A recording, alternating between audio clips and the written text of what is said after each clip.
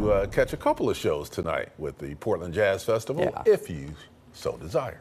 Let's take a look at our weather right now. I'm kind of liking the way your forecast is looking. Oh, yeah, it's going to really start to feel like the spring season for us. So we got the severe thunderstorms out of the way, and now we can prepare for the glorious sights along the Portland waterfront location, where the cherry blossoms are already starting to bud out. These images I was able to capture just back on Sunday, so maybe even seen some improvements from the small green buds that are starting to crop up, of course giving us the classic sights of the stag sign there off in the distance. And as far as the next several weeks go, I think we could approach the peak of cherry blossom season within about the next 2 to 3 weeks. Consistently, it's about March 17th or so that we really start to pick up on a lot of those blooms and blossoms. So it's going to be here before we know it, as our skies are on the drier side right now. 42 degrees is where we currently sit with those clearing skies. That will be an ongoing trend for the rest of the night tonight, as we do anticipate maybe some patchy fog to develop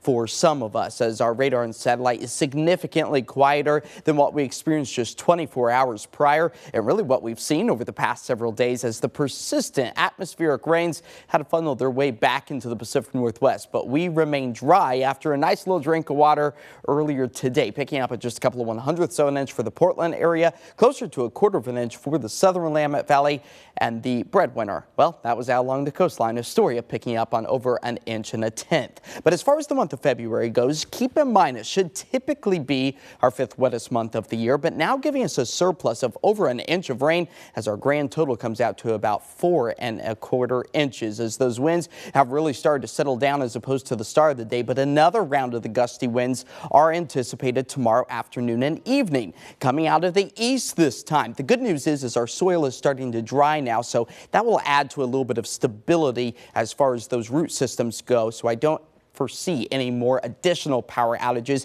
but maybe 1 or 2 limbs that were shaken loose last night could potentially come down tomorrow, as those wind gusts near about 20 to 25 miles per hour. Our futurecast does keep our skies on the dry side tonight and into much of the day tomorrow. We get to enjoy some more sunshine and some spring-like temperatures, as many of us bounce up into the low 60s. We keep that dry and sunny weather trend not only going for Thursday, but also into Friday. That comes as a ridge of high pressure builds over the western half of the country. This low or trough really gets cut off from the main flow of the jet stream, not impacting us here in the Pacific Northwest, as we enjoy those spring-like conditions for the very end of the month of February, which is on Friday, and that's where we find our warmest expected temperatures, right around 63 degrees, 10 degrees above our average of 53. Tonight we'll hold on to a few of those clouds for some of us as patchy fog develops, falling back to the 30s. Tomorrow, 61, sunshine and wind for the afternoon and evening. Now, I want you to keep a close eye on our night skies come Friday.